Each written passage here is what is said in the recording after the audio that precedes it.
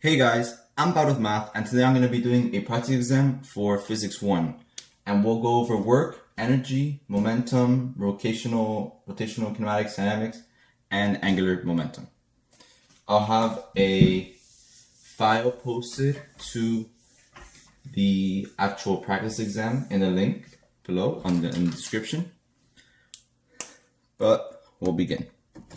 So number 1 says that we have a tiny mouse of mass m, whatever is my mouse, mass m, and it lies exactly in the center of a horizontal uniform disk. Or maybe I should redraw this. So we have a mouse, whatever, that's the mouse, in the center of a horizontal uniform disk, so sure, of mass 3m. So this is 3m, this is m. The disk has a radius of 0.5 meters that can rotate freely about its center like a vinyl record. So it's through the center. This is a horrible drawing, but it's through the center. I guess a better drawing would be.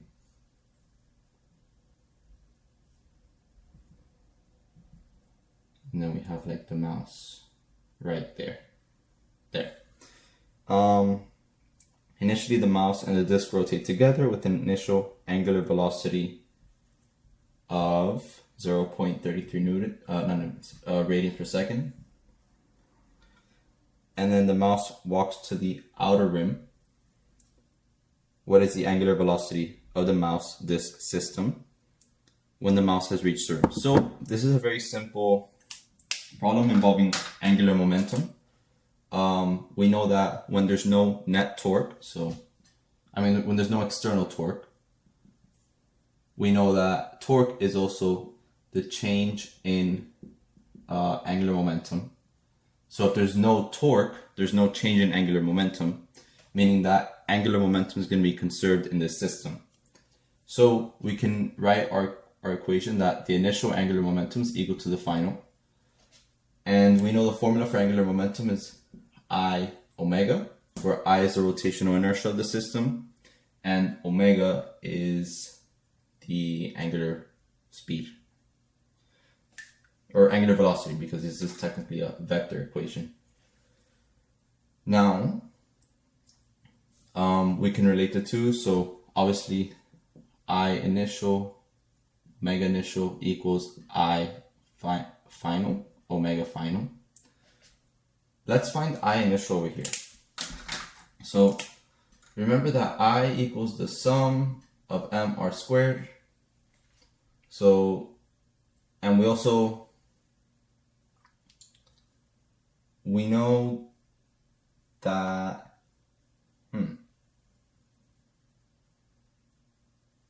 interesting. So,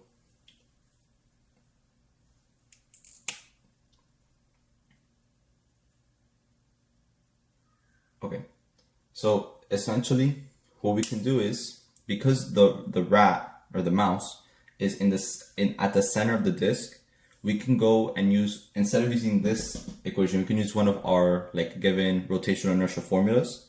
In this case, the rotational inertia of a solid disk is 1/2 mr squared.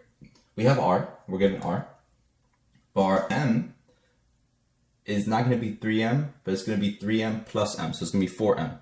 And the reason this is because the rat is at the center, so it kind of adds on to the center of mass of the disk. You know, if you were to do how we're going to have to do here, we're going to have to use the parallel axis theorem to find final. We're going to use the initial plus m r squared, whatever. In this initial equation, the rat is at r equals 0. It's at the center, so this equation doesn't work for us. So it'll give us the same rotational inertia. But if you think about it, rotational inertia is an object's resistance to being rotated.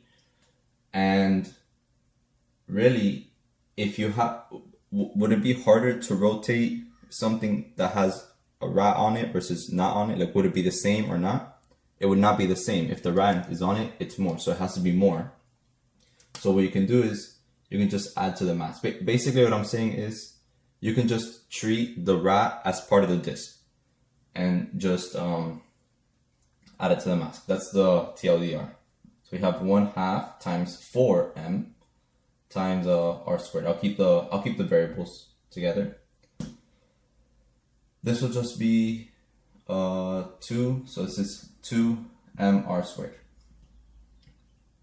And then the final is going to be 2mr squared plus, now we take the mass of the rat, right? Because the rat has now moved to the edge. So we take the mass of the rat, which is just m, and multiply it by how much it's moved. It's moved pretty much the radius of the disk, so r squared. So that's just going to be 3mr squared.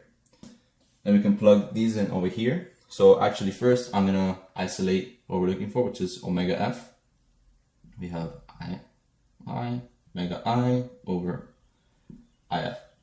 And then, we can plug in our numbers. Omega F equals II is 2mr squared. And then we have omega I. And then we have 3mr squared. The mr squareds cancel. So you're just left with 2/3 omega I. I don't have my calculator, hold on.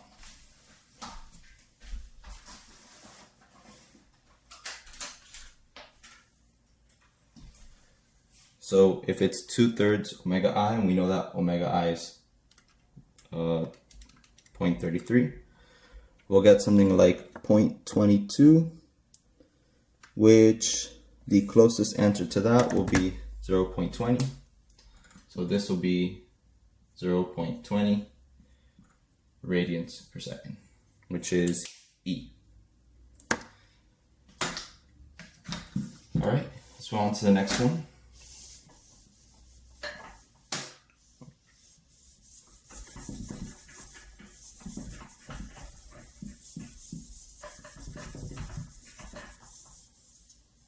Now for problem number 2, let me see. For problem number 2, we have 3 meter sticks, right? So we have the XY plane. We have 3 meter sticks forming an equilateral triangle. This point is going to be at the origin. This point is going to be on the positive x-axis, and then this point is going to be somewhere there in the first quadrant. For this one, we're given, if you look at the answers, like the options, they're all like numbers. What we can do for this one is we can like make an assumption of like, oh, this is 1, 0. And then from here, because we made an assumption, we can kind of use these values to make a ratio and find out which of the answers gives us the proper ratio. So if you want to find, so we know that this is an equilateral triangle, so by symmetry, this is the middle for the x, which means that already our center of mass, we know that 0.50 will be like the center for the x. But now we have to find the center for the y. So first, I want to find this point up here, and I'm going to use geometry to do it. So if I draw this triangle here, we have, well, this is from 0.50 to 1, that's 1/2. This is the length of the thing. So if this is 1, this is also 1. I know I drew it very not to scale. And then this height right here is going to give us the y value of our point. That height we'll call h. So we know that we have a squared plus b squared equals c squared. We're looking for b. Our b is going to be h, so h equals c squared minus a squared. And we also know that c is 1 and a is 1/2, so we end up with h equals square root of 3/4, 1 minus 1/4, which is just square root 3 over 2. Which means, if this is square root 3 over 2, the center of masses we need to now find the center of mass of this 3 meter stick system. So we can do that by finding the center of mass of each meter stick and then using our formula for center of mass. So the center of mass for this meter stick is going to be, well, since we already have the center, we know that by symmetry, the center of mass will be 0.50 on the x, right? Because obviously there's one that goes through here and then these all go through the, it's like they go through the x values at the same time and then you were divided by everything. I mean, I'll still do the x. So this point here is going to be in between 0.0 and 0.50, so that's 0.25. And it's going to be in between 0 and, well, this is square root 3 over 2. So it's going to be square root 3 over 4. And then here, we're going to have the same thing, 0.25, 0.75 now, because it's between 0.5 and 1. 0.75 square root 3 over 4. And then this is obviously, the center of mass is going to be 0.50, 0. So if you want x center of mass, you take, let's assume that each bar has a mass of 1 kilogram. That way we just multiply by 1. So this will be 0.25 plus 0.50 plus 0.75, and then you divide it by the mass. So each of them is 1, so 1 plus 1 plus 1, that's 3. This will give you 0.50. And then you can do the same thing here for the y center of mass. So you'll have here square root 3 over 4 plus, this one's going to be 0, plus square root 3 over 4 right here. And again, the mass is just 3. So you'll be left with square root 3 over, this will be 2 over 6. And that value will be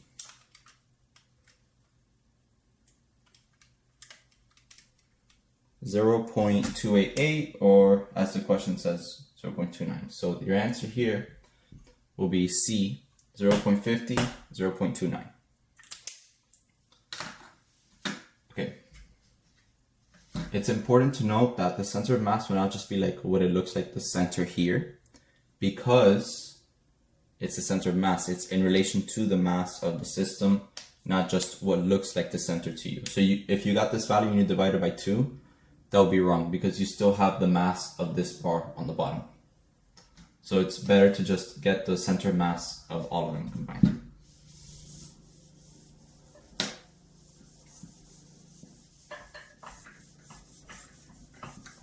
Okay, for number 3 now. Okay, we have another diagram. So we have this, like a roof. We have a ball here and a smaller ball here, and this one's gonna swing here. Okay.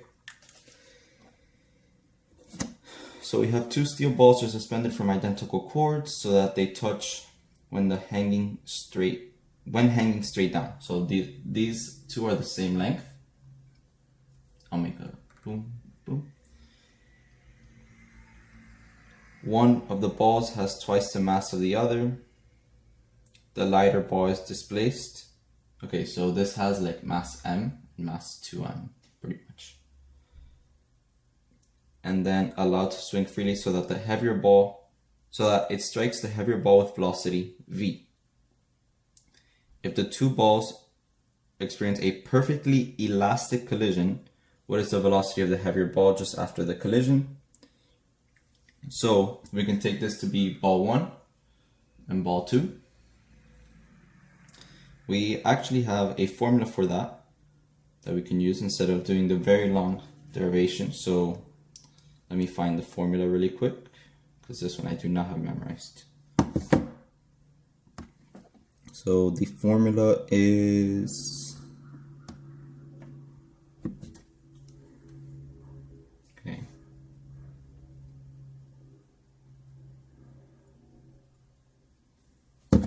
See if I can pull it up here.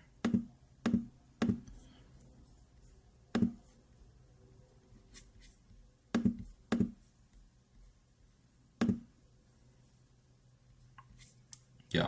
So the formula is going to be, if we want to find, the question's asking, what is the question asking?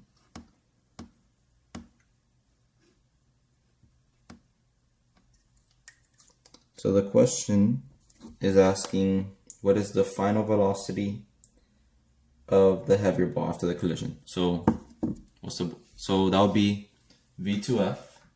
That's the formula we're using. V2F equals 2m1 over m1 plus m2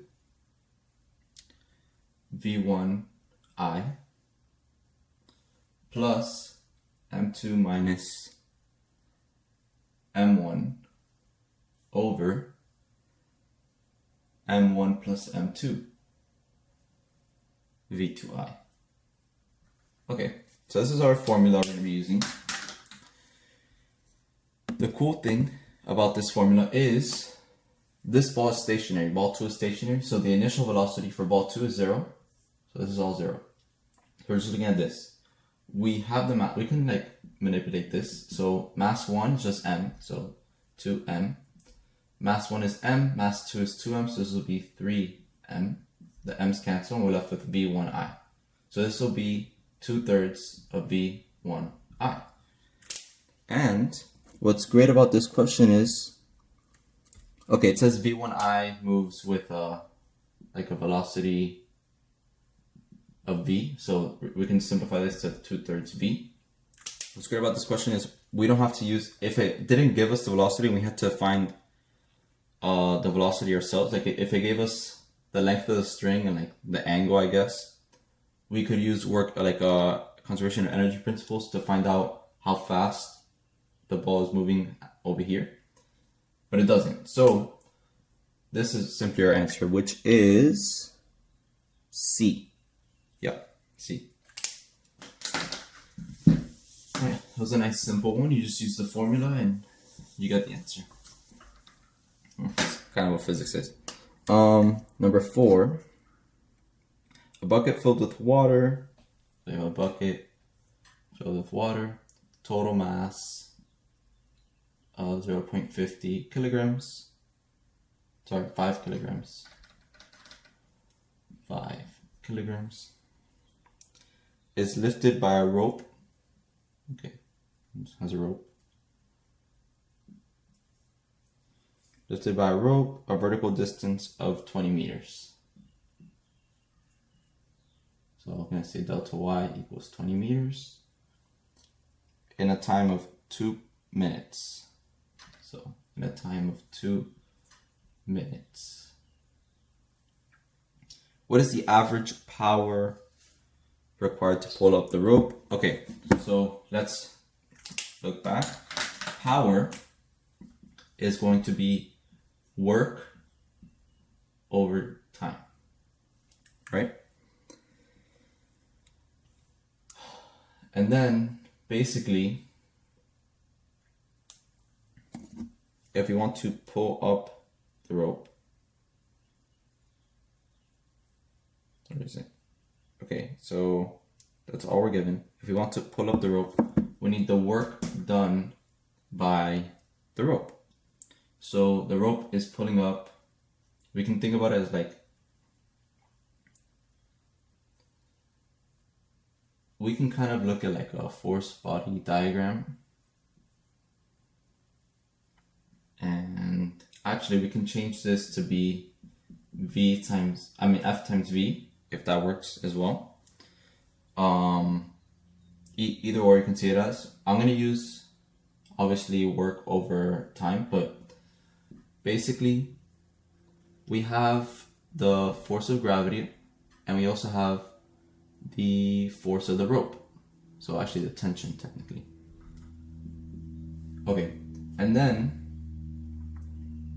it doesn't really tell us if it's accelerating or not, but we can kind of make an assumption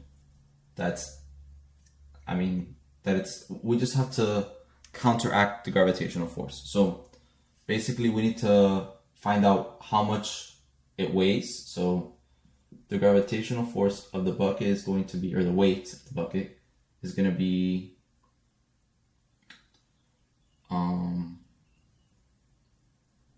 we have the mass, so mg.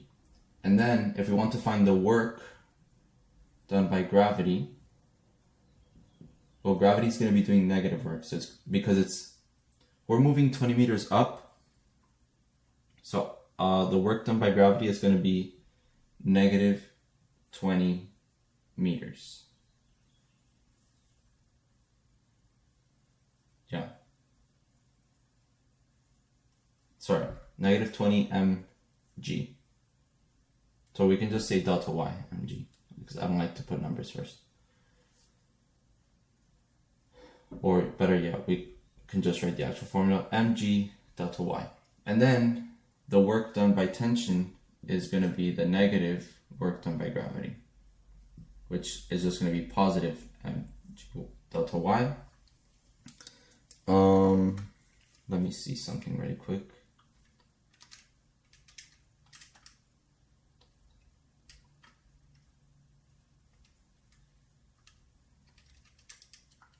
Yeah, okay.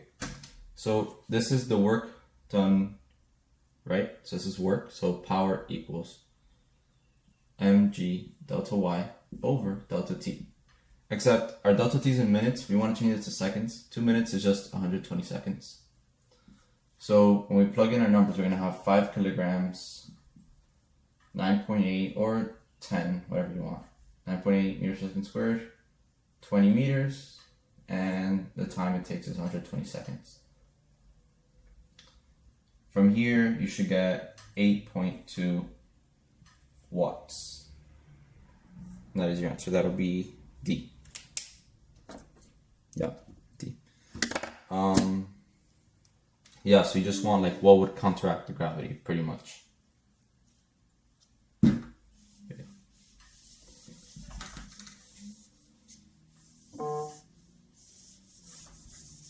Okay.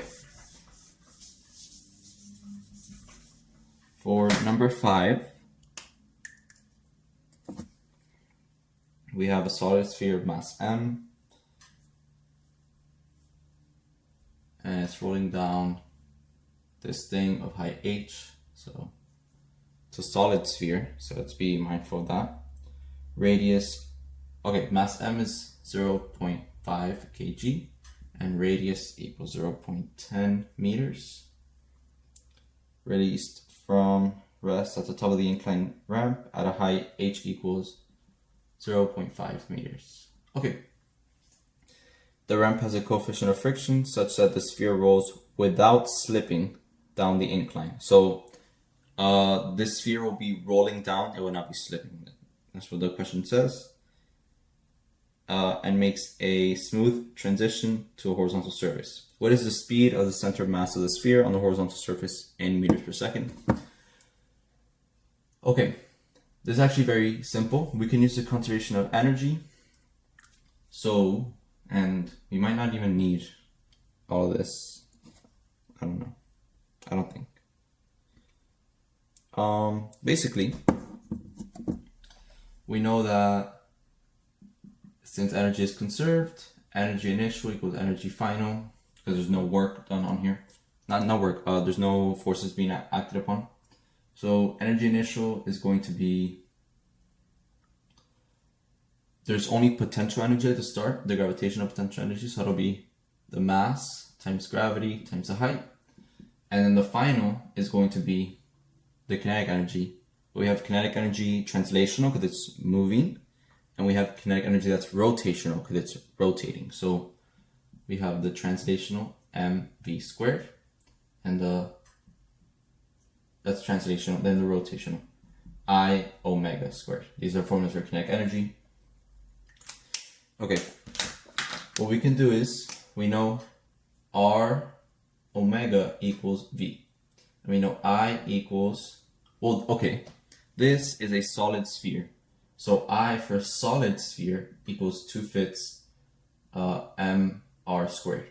So you can replace this and replace this. So we're going to have mgh equals 1/2 mv squared plus 1/2 times 2/5 mr squared times omega squared. V equals r omega, so this can just become v squared. The 2's cancel, so it just becomes 1/5.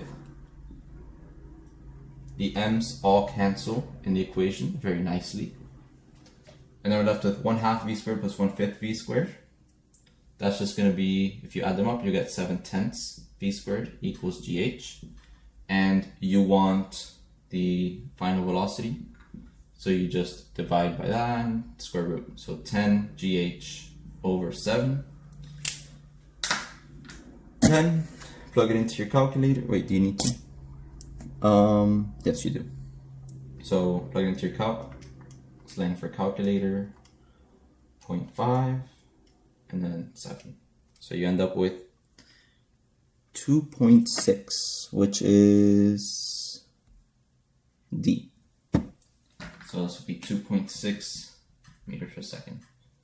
And we didn't even use mass or radius of the ball. Like we did, but we also didn't, because it doesn't matter. The height is what matters. And obviously the shape. The shape matters because it gives us the coefficient here.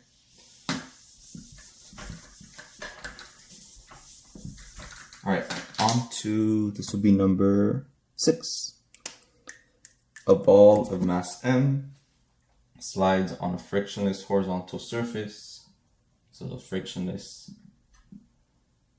horizontal surface at velocity v into a spring. Oh, spring. So we have a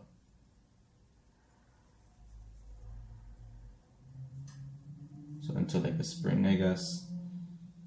And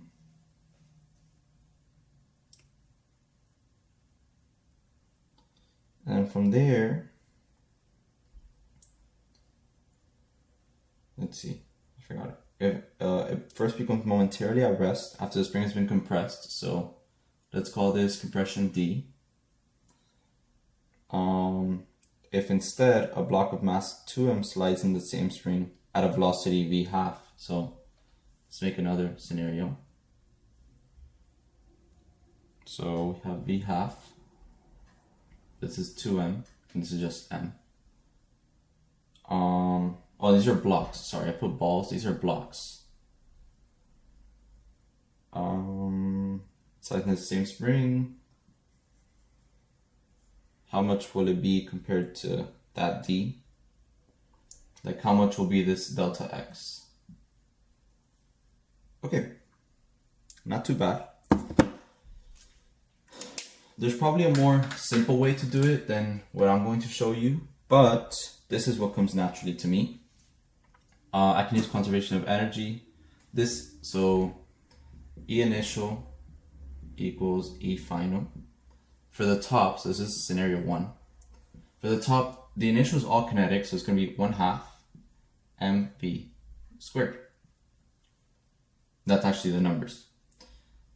For the final, it's going to be 1/2 kd squared.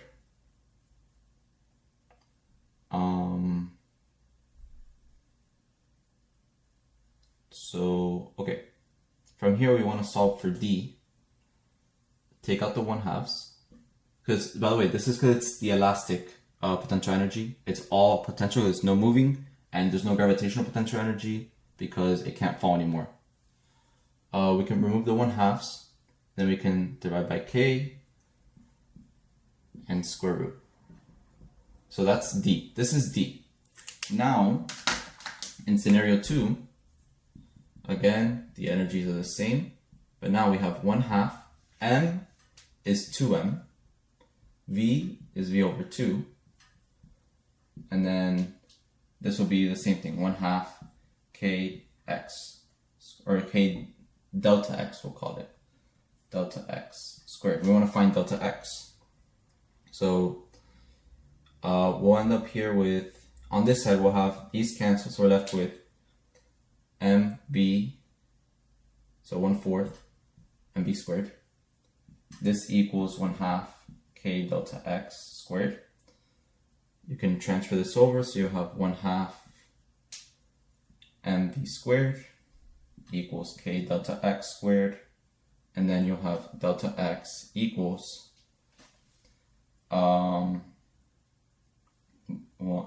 mv squared over 2k once you finish the process. You'll notice you can kind of take out like 1 over square root 2, and then you have mv squared over k. This is just d, so this will be 1 over square root 2d, or d over square root 2, which will actually be e. Yep, e. So that'll tell you how much it compresses.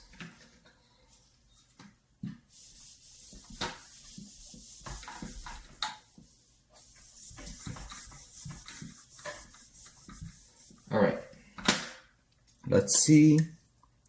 Number 7, an object at position x is acted upon by a force. F of x equals a plus bx plus cx squared. I think we're gonna have to do some calculus for this one, where a, b, and c are constants. What is the potential energy U? Take, and we also know that U of 0 is 0. Okay, actually this is, if you know calculus, this is a very simple problem.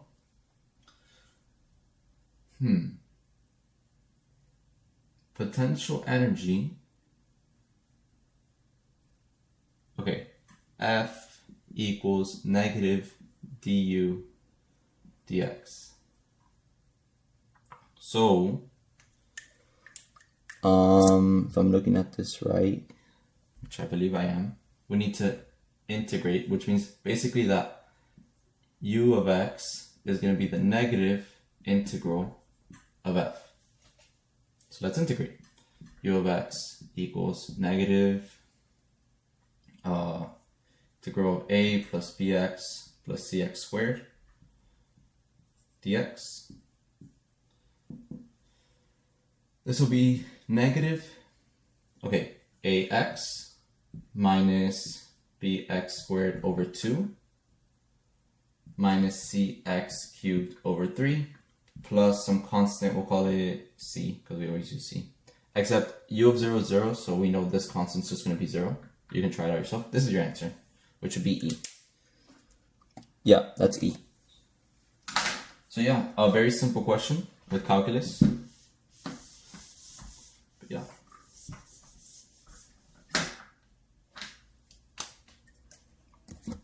Okay, number 8.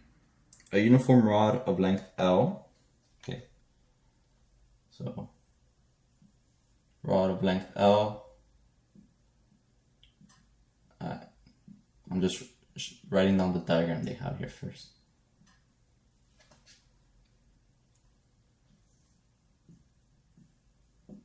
Okay, length L and mass M is pivoted at one end so that the other end is free to drop.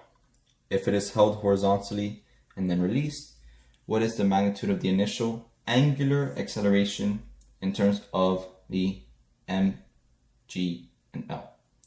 You may recall the rotational inertia of a rod about an axis at its end is given by I equals 1/3 ml squared. All right, so let's find I. If any of you have taken AP Physics, you know that I is going to be 1. Oh, never mind. It gives you that I equals 1/3. Okay, this makes things a lot easier. So if I equals that, we know there's going to be some torque. And realistically, the only torque here is going to be due to gravity, right? Gravity is going to be pushing. This is weird, because gravity is actually going to be pushing on the center of mass downward. And that's something you have to be careful about, the torque due to gravity. So the torque is going to be equal to I alpha. We're looking for alpha. So alpha equals torque over I. Torque is also equal to R cross F. Our R in this case is going to be half of L. Let me put I down already. ML squared. It's going to be 1/2 L times the force of gravity, which is going to be mg over 1/3 ml squared. The masses cancel. One of the L's cancel. We're left with g over 6L. Is that true? Okay, I looked at it for a moment. I just messed up right here. This is 1/3, 1/2. The 3 goes up, the 2 goes down. So it'll be 3 over 2, which is the same as 1.5 g over L, which is A? A, yeah. Yeah. That was a little stupid. But yeah.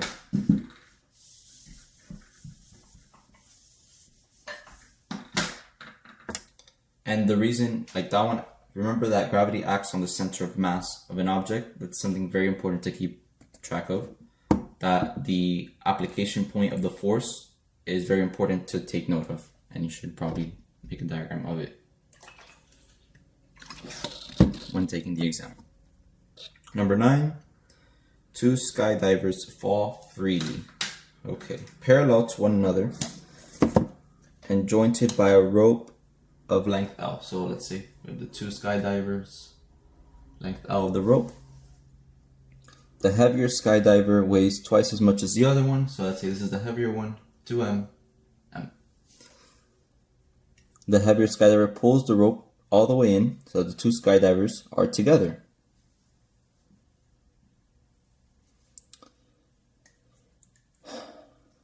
Wow. Assuming their vertical motion remains identical at all times, how far does the lighter skydiver move with respect to the ground? So basically, what this question is asking is, let me see. We have those. Yeah.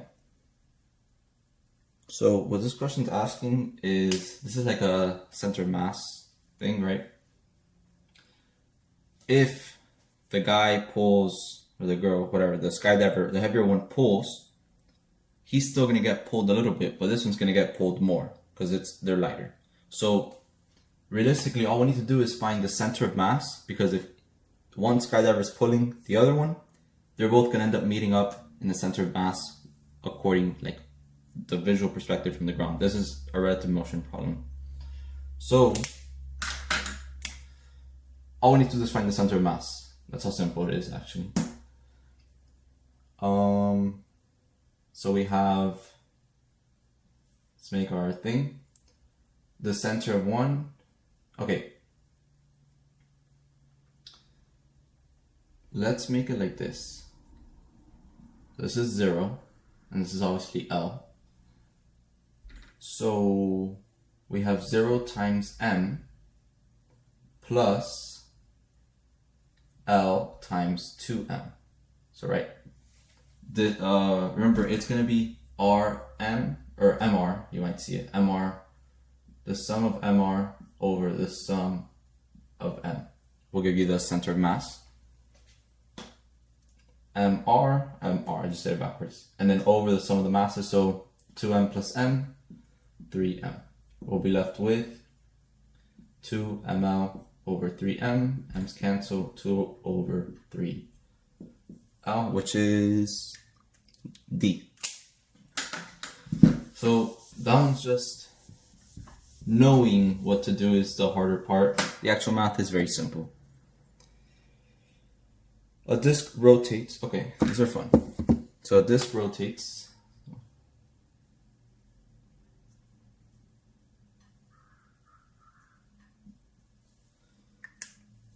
like that. Okay, so the disc rotates with angular speed 20 radians per second. I forgot the actual 20 itself. 20 radians per second, and then slows down to a constant rate of 5 radians per second, right? 5, yeah. 5 radians per second. Oh, at a constant rate, that's very important. So angular acceleration. It's technically negative because it's slowing down until it stops rotating. So if it stops rotating, there's no rotation anymore. How many complete rotations did it turn through? Did it turn through during this slowing down? All right. We can use the rotational kinematics formula. I believe it's omega f squared equals omega I squared plus 2 alpha delta theta. We're solving for delta theta. Move these around.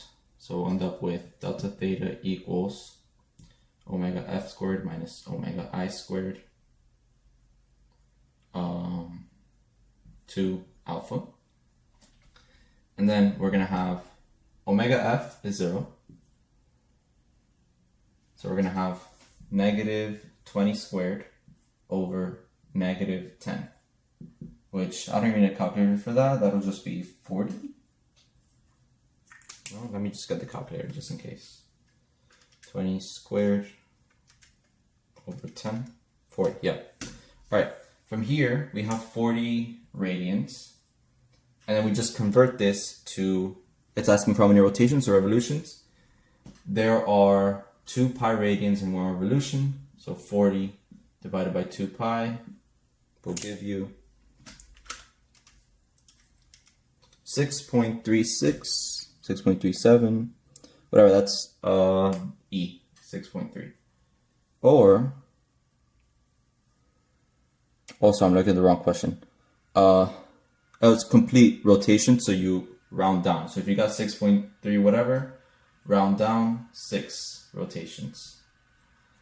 Yeah, which is D. Number 10. All right, we're halfway done. Let's go on to the other half.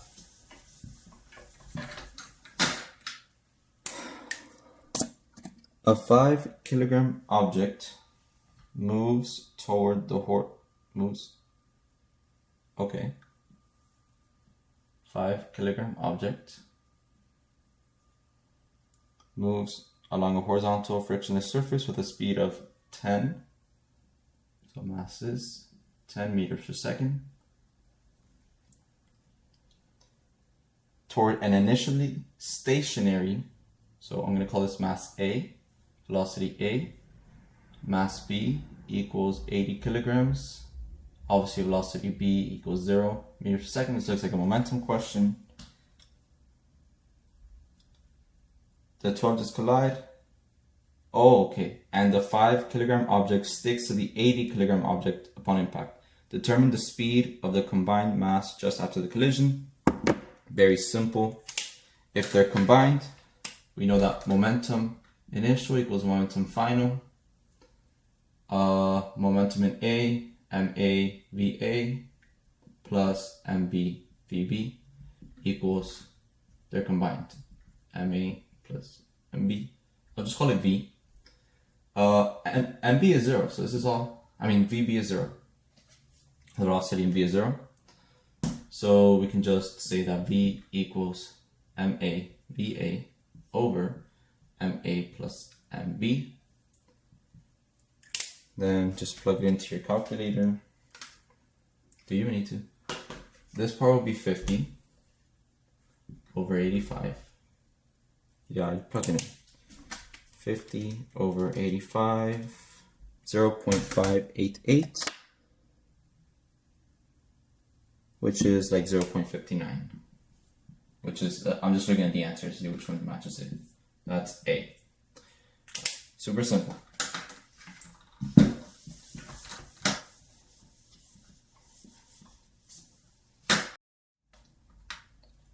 Okay, so now we're on to number 12. We have a very long ramp, so that with a coefficient of friction, kinetic friction, of 2/3 is inclined at an angle 30 degrees. So the horizontal mass is going down at V equals 2 meters per second. Initially, of course. How far does it slide along the ramp before coming to rest? Okay, so there's a few things we need to denote. The change in energy of this system is going to be equal to 0. That means we're going to have the potential final minus the potential initial plus the kinetic final minus the kinetic initial plus just the change in thermal energy, like how much energy is lost, like not lost, but how much energy is converted to thermal energy due to friction, because we have friction here. It's going to be equal to 0. And we want to find how far down has it gone. Well, we have, for potential energy, we have mgh final minus mgh initial plus kinetic energy final is actually going to be 0 because when it stopped, so velocity is 0, minus, so actually plus 0, minus 1/2 mv initial squared plus the change in thermal energy. Okay. Now from here,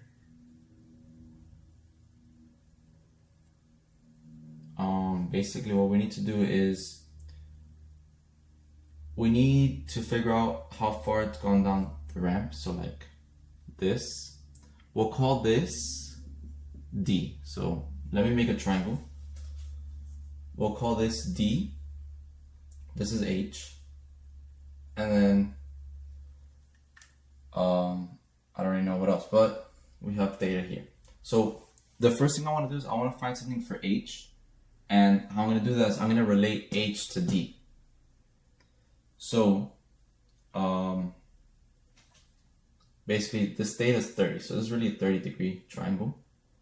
So D equals H times the sine of 30 degrees. Sine of 30 degrees is just 1/2. So D equals 1/2 H. Right? Or is it the other way around? Hold on. Okay, sine of 30 degrees equals H over D. Ah, okay. It's the other way around. So D over 2 equals H. Okay, this is better. Yeah, this is better. So if we set H initial to be like 0, like our 0 height when it stopped, this is also 0. And we can set mg times D over 2 minus 1/2 mv squared I equals E thermal. It's still a change in whatever. Just like the thermal energy. This will be the work done by friction. Yeah. This will be the work done by friction. And we can find the work done by friction because work done by friction is really just the distance, so D, times the force, which is just the frictional force. And the frictional force is really mu K times the frictional, times the normal force. And we can find the normal force here because the normal force is just going to be mg cosine theta. Because if you make the triangle, you'll get that. So this is really just mg cosine theta. Now we need to do some complex math. So we have 1/2. We have m everywhere, so I'm going to take out the m from everywhere. So we have GD minus 1/2 V squared. I'm going to keep it as V equals D mu K G cosine theta. I'm actually going to move these around. So 1/2 G D minus D mu K G cosine theta equals 1/2 V squared. I'm going to move it up here now. We can factor out GD 1/2 minus mu K cosine theta equals 1/2 V squared. Right? Let me make sure. Yeah. And then we can have D is equal to V squared all over 2 times 1/2 minus mu K cosine theta times G. Hopefully this is correct. So 1/2 minus mu K, so that's 2 over 3. Cosine theta, cosine is 30, and then times 9.8. So, I mean, I got a negative. I guess technically this should be like negative. So all of this should be negative, positive, whatever. The point is, I got like I just made a mistake with my signs, but I got 2.6, which is the answer for this one. I got negative 2.6, but that's fine. The answer is 2.6. I just flipped my signs. So that'll be B. Yeah. Distance equals 2.6 meters. This is definitely one of the harder questions on the exam. It uses a lot of energy and it uses the thermal energy, which is the part that can get tricky. Also, it has a weird definition of the height, like the potential energy. But yeah.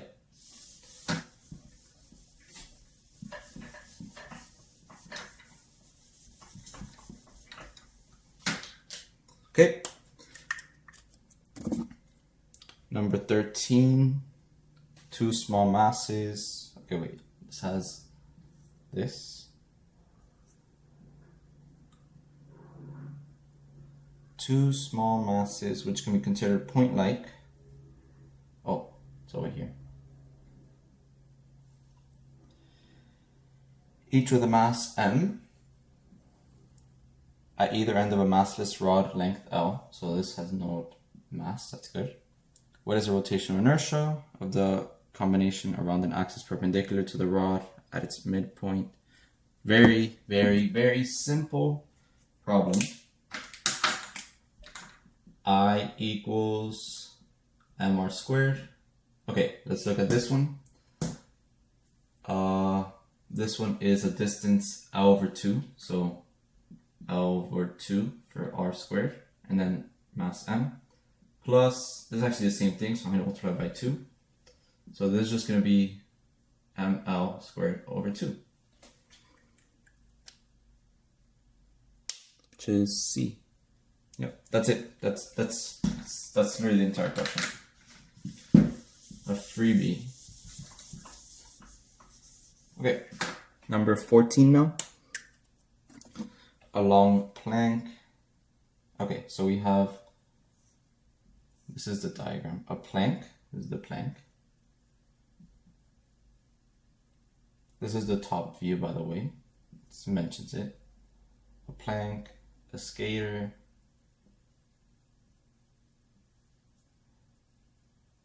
That's it. Okay. A long plank is free to slide on a sheet of frictionless ice. A lump. Oh. Well, that's a weird diagram.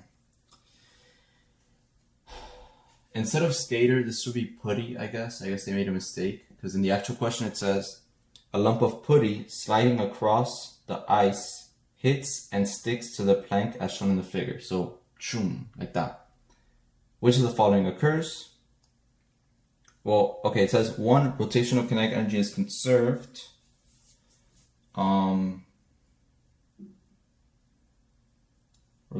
kinetic energy is conserved. It is not conserved. This was not rotating. Now it is. This was the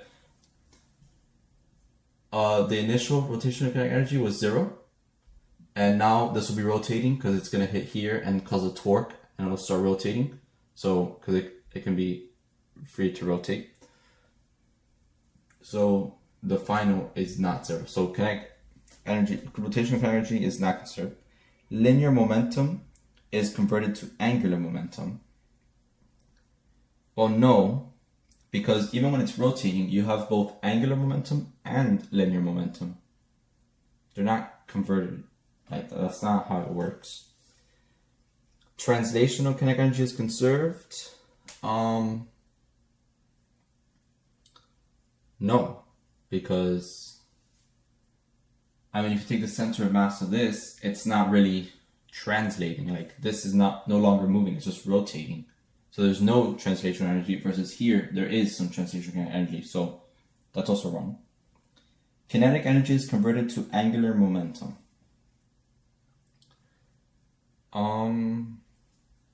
No, kinetic energy stays as kinetic energy. It can be converted. The units are different. Kinetic energy is joules and angular momentum is kgm squared over s. That doesn't even make sense. So no. And the last one says linear momentum and angular momentum are both conserved. Yeah, in this system they are. That's kind of how it works. There's no other forces acting on it. There's no torques acting on it. These are in their own little world. And whatever the internal torques and forces that they act upon each other happen does not affect the total linear and angular momentum of the system. So that is just D.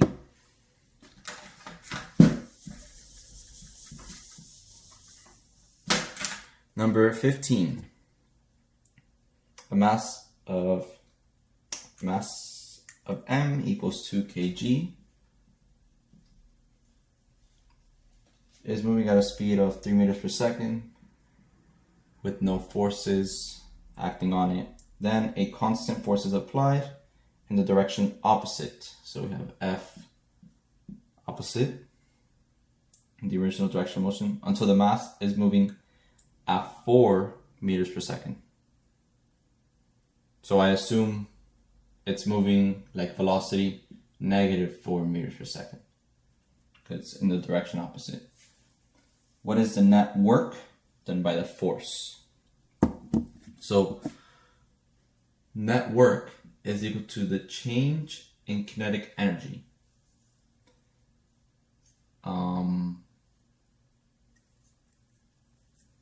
This is a weird one. I believe all we do is, I'm not sure.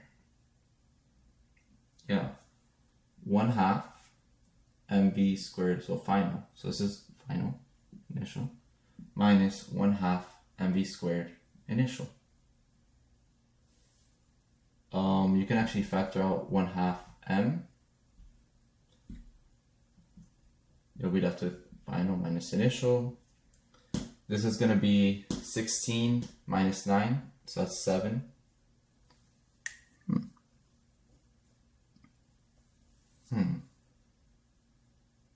Something's off about this.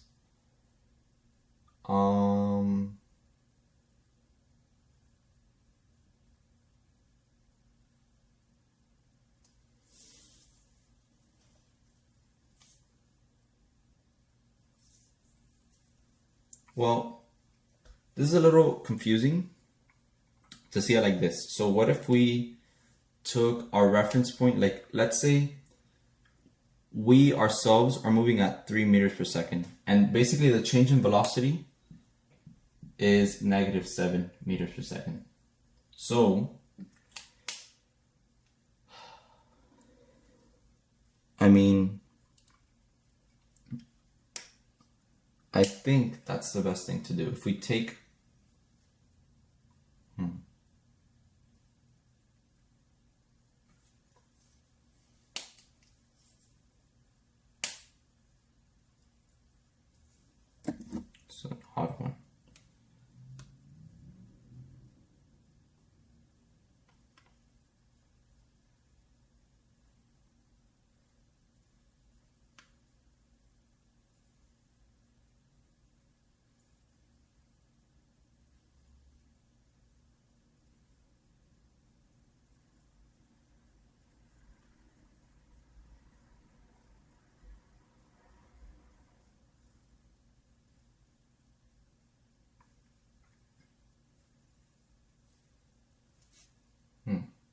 Oh, okay, never mind. Okay, I had it right.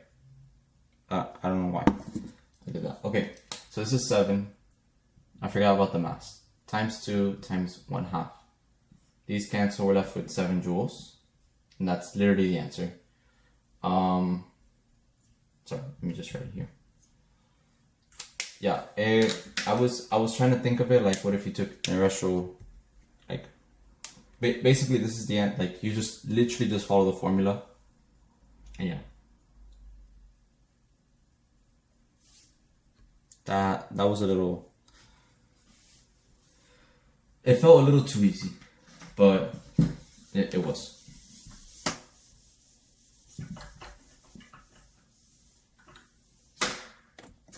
Okay, number 16 now.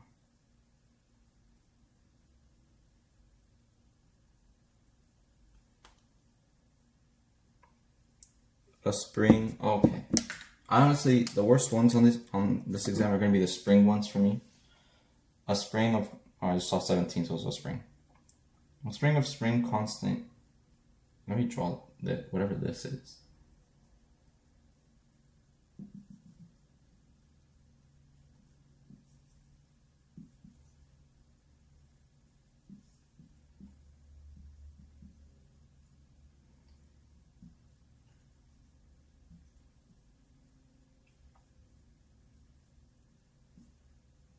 Okay, whatever that is.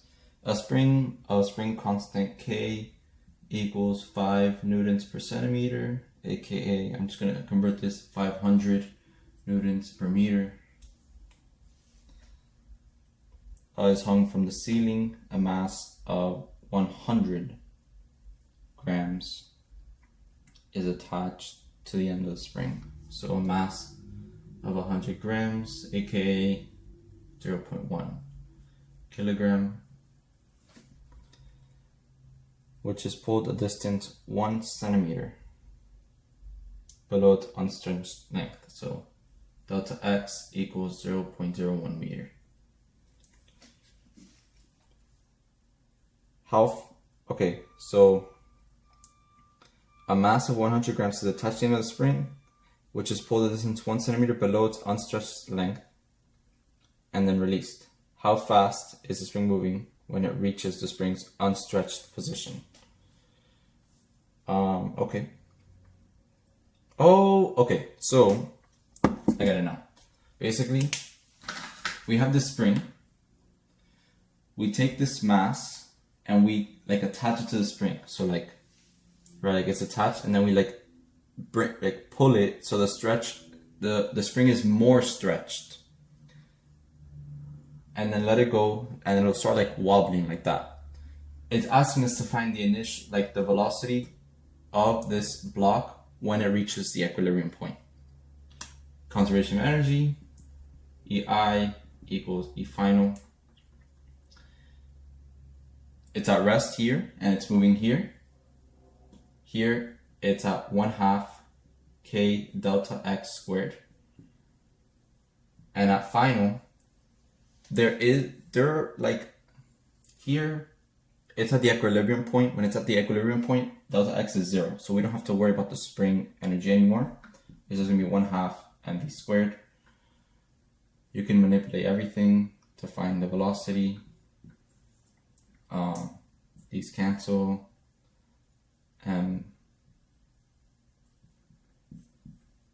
Okay, and from here, square root, K is 5, remember what's in meters per second? So it was good that I converted these. This is 500, delta X is 0.01, and then M is 0.1. So it should be, is it that?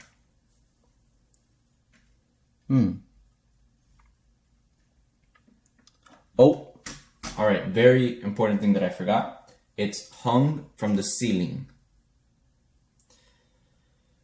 So this is not quite right. This will give you this will give you A, but this is wrong. This is gonna be 1/2 mv squared, and then it's moved upward 1 centimeter. So we also have some mgh. That's not 1/2. mgh. We can move it over to the other side. Okay, so 1/2 k delta x squared minus mgh equals 1/2 mv squared. I'm gonna just multiply everything here and then divide by m and square root. Okay, this is the proper equation. So because it's from the ceiling, there's gravitational potential energy here. There's some in here.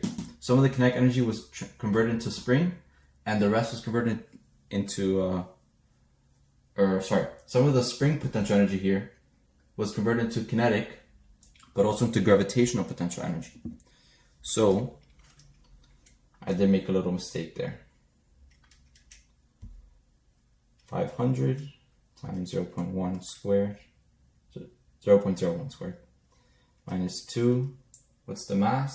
0.1 times 9.8 times h. What is h? H is going to be this, by the way. So it's going to be 0.01. And then m is going to be 0.1. And there, you get 0.55, which is the correct answer. 0.55 meters per second. All right. Number 17.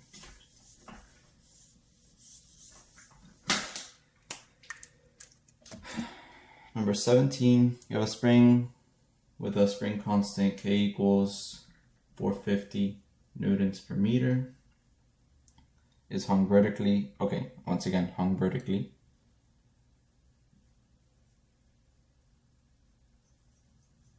Hung vertically, and it's in equilibrium. So I'm going to call this equilibrium. A mass of 1.4 kg is then attached to its end, and the mass is released so that it falls downward.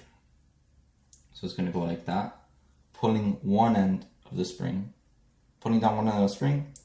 What distance does the mass fall before coming momentarily at rest in centimeters?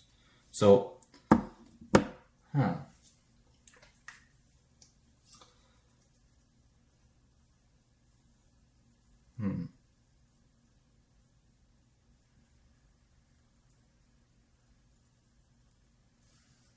wonder. We can try to equate. So we have E initial equals E final. And I guess to change, this is going to be higher up. So we're going to have like mgh, which is what we're looking for, equals 1/2 k delta x squared. But this will be the same. Delta x is going to be h, so this is h squared. And then you're left with some sort of quadratic. So you can cancel out one of the h's and then move everything. So 2mg over k. Let's see. I don't know if this is right. There might be another way to do this, but let me see if this works first. 2mg over k.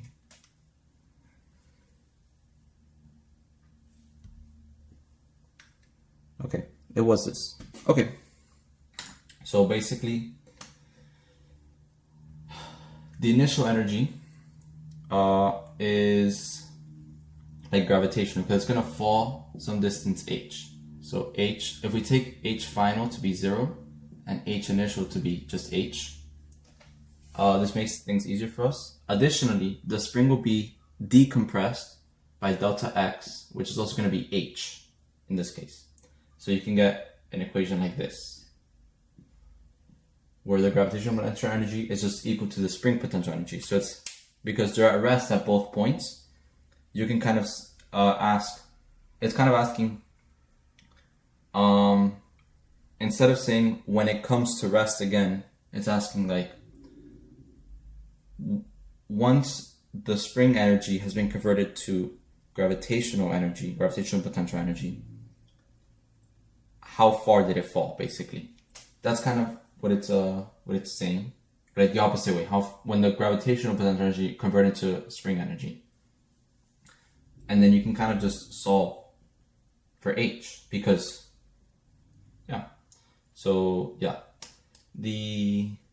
that's the only thing I could think of. Yeah. And that'll give you a, 0.0609, which is just 6.1 centimeters, which is A. All right.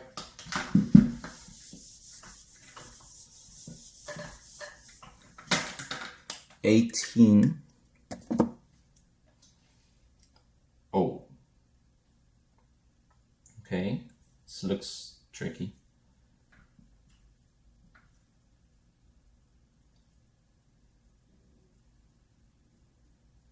So this is a disk. Tells us the top view.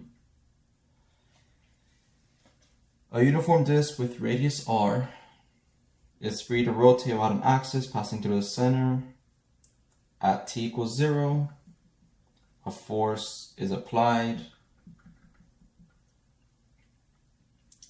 to the point of the outer rim of the disk and is tangent to the surface as shown. As a result, the magnitude of the angular momentum L is a function of time given by LT equals KT cubed, where K is a positive constant. What is the magnitude of F? Okay. Wow.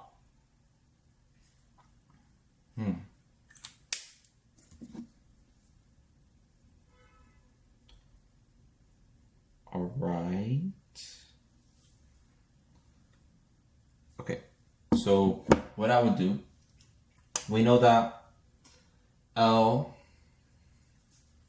equals R cross P. True.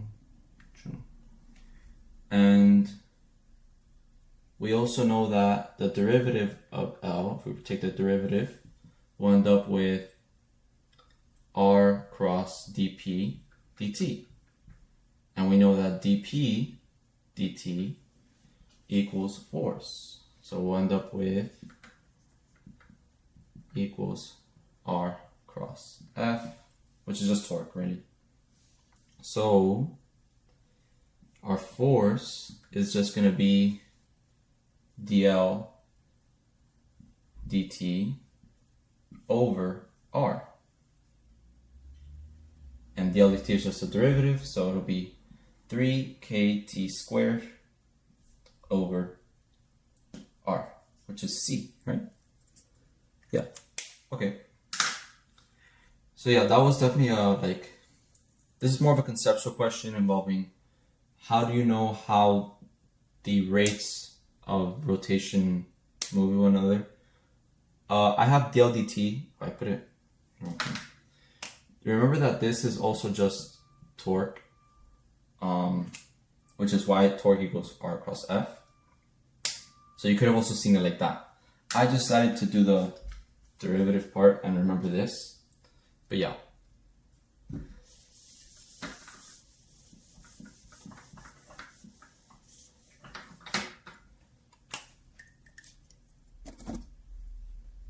Consider a particle mass 3 kg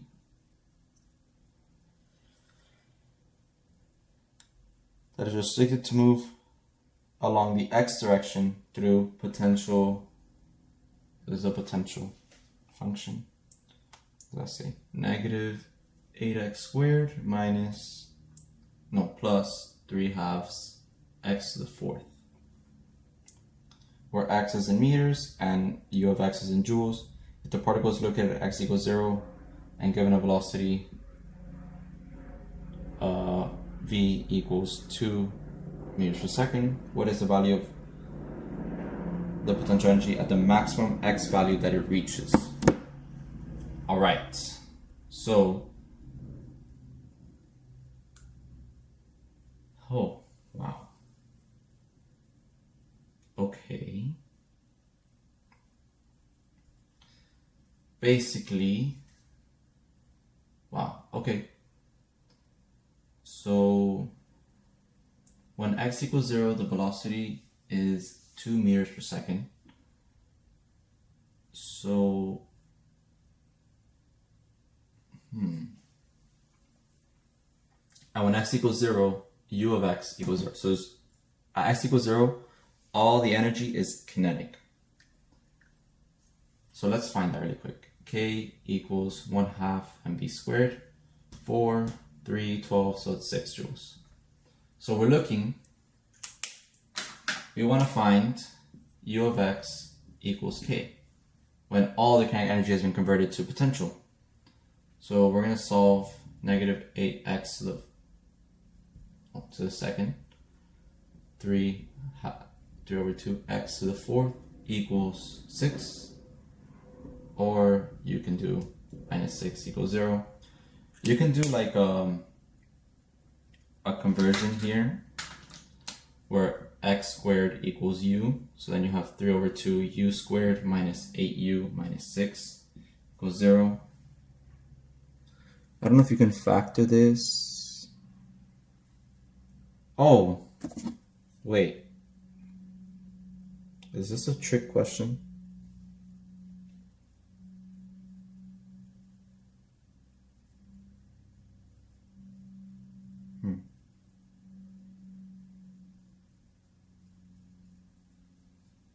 Let me see.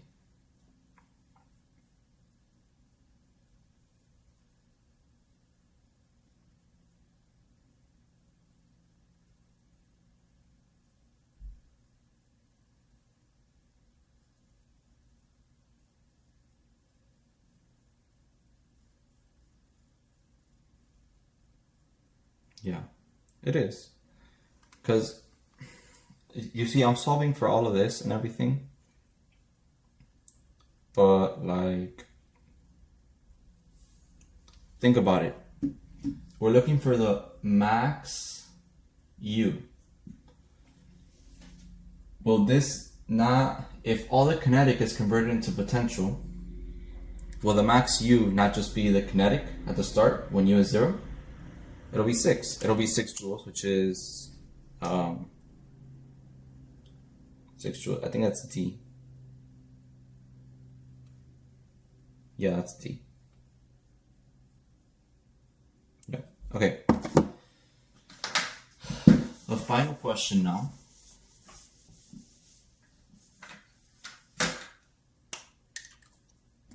It's an Atwood machine. Oh, nice.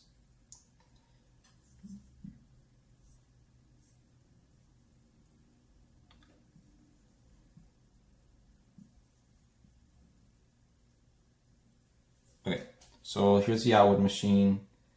Mass 1 equals 2 kilograms. Mass 2 equals 1 kilogram. Massless string. Frictionless pulley, but not a massless pulley.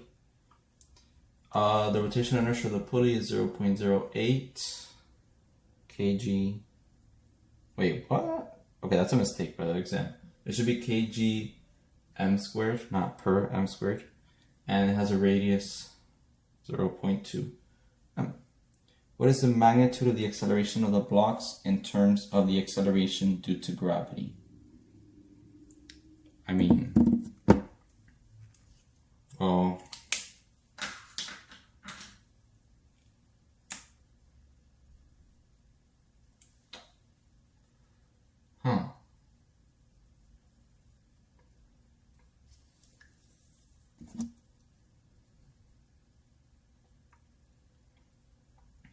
well, obviously it's going to go this way, like that.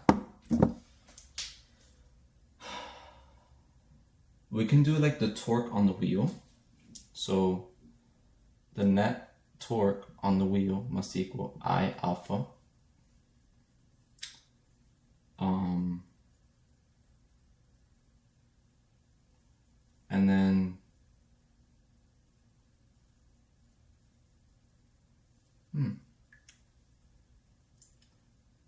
but we don't even, the other thing we can do is we can do the free body diagrams for each. But realistically, we just have tension and gravity on each. So in one, F1, there's going to be gravity is overpowering, so M1G minus T1, the tension of 1, is equal to M1A. And then in F2, we're going to have the tension is overpowering, so T2 minus M2G equals M2A.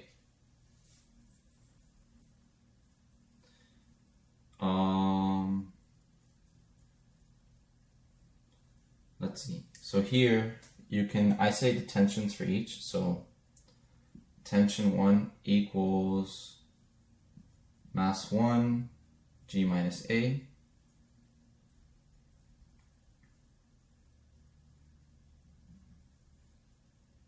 Oh, okay. Then here, tension 2 is going to be mass 2, A plus G. Okay, we have these. Let's move here. Tension, torque is a R cross F, so the radius of the pulley. So first, let's look at the torques. We have torque of, well, it's going to be going this way. So this torque overpowers this torque. So torque of 1 minus torque of 2 equals I alpha. Torque of 1 is going to be the radius of the pulley times tension 1 minus radius of the pulley times tension 2. I'm going to factor out R, T1 minus T2. Okay. Now what I can do is, actually no, I'm not going to factor out. I can put these in, so we have R, M1. I'm actually going to, let me do this. T1 equals M1G minus M1A. T2 equals M2A plus M2G. So we're going to have M1 G minus R M1A. Then we have minus R T2. So M2A minus R M2G. And then what I can do here, I can write this as I times A over R, because A equals R alpha. So you can just manipulate it. And then actually I can move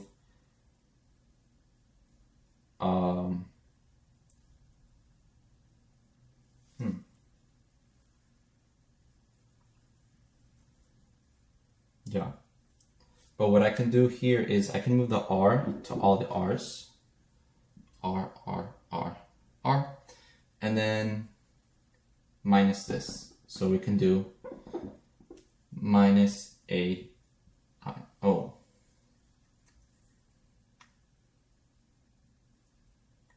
Yeah, minus AI equals 0. From here, okay, I know it sounds complicated, but I did it for a reason. We can factor out A in 3 of these. So A is all negative. Well, okay. So negative A equals R squared M1A.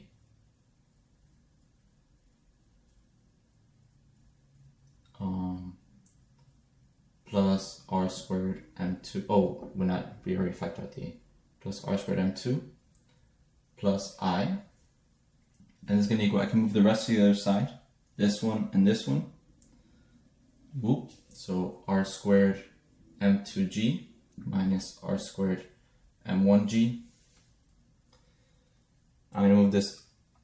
Then what I can do is I can take out the negative. So these just flip the masses. 1, 2. And I can divide by this.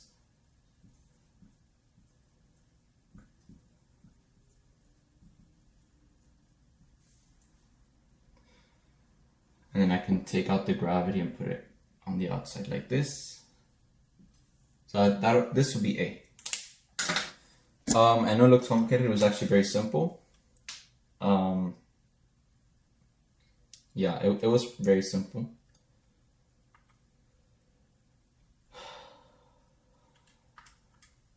And the numbers are also very nice.